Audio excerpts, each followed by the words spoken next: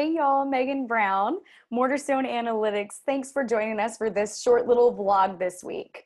So I was talking with my dad, actually just last night. My husband Brandon and I were talking with him, and we were talking about all things. We were talking about money and tests that we've had to go through in our lives that have produced us to have perseverance. And he was sharing with me a story about when I was a little girl. He was sharing with me the story saying, you and your sister were probably about maybe 4 and 5 years old, and I was working for a company, had a company truck. Your mom and I had chosen for you guys to stay at home, and she was going to stay at home with you. And because of that, we lived paycheck to paycheck. And I came home one Friday night. The balanced checkbook was laying in the kitchen from where your mother had just balanced the checkbook. And we had $12 to our name in our checking account until I got paid on Tuesday. And we were hungry that Friday night for something other than just hamburger helper. So we decided that we were going to go down to Burger King and get some hamburgers and French fries. And we drove down, we wrote a check for those hamburgers and French fries, and it cost us about $6.50. And we had to live until Tuesday. So we had to live the next several days of our lives, 3 or 4 days of our lives, with less than $5 to our name in the checking account. And he laughed at the story and said, those were the best days of my life.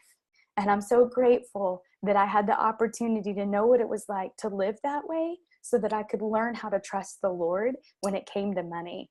Fast forward now, my parents have been married for over 40 years, and they most certainly don't have to live paycheck to paycheck any longer.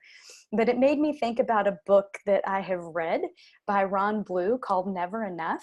And he talks about 3 different things that we can use when it comes to our money, or 3 different ways that the Lord uses money in our lives. He uses it as a tool, as a test, and as a testimony. As a tool, money is entrusted into our hands. What are we going to do with the money that's been given to us? As a test, how are we going to use that money to not only grow the kingdom, but to grow the influence around us and to make sure that we're using it in the right way? And as a testimony to say, the Lord has certainly been good to me. Listen to what happened. And as I was thinking about my dad's story, and Brandon and I even recounted the days in which we used to have to live paycheck to paycheck. The Lord was gracious enough to remind me that when we are faithful with little, He will bless us with much. So what are we doing as church leadership to teach these principles to the people who've been entrusted into our care so that we can be entrusted with more, not only financially, but if people are the investment, then people are the return. And the church truly is the hope of the world.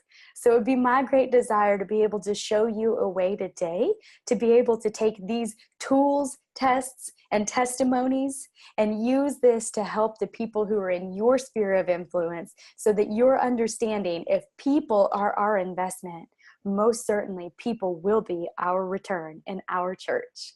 Bless you today. I hope you have a good one.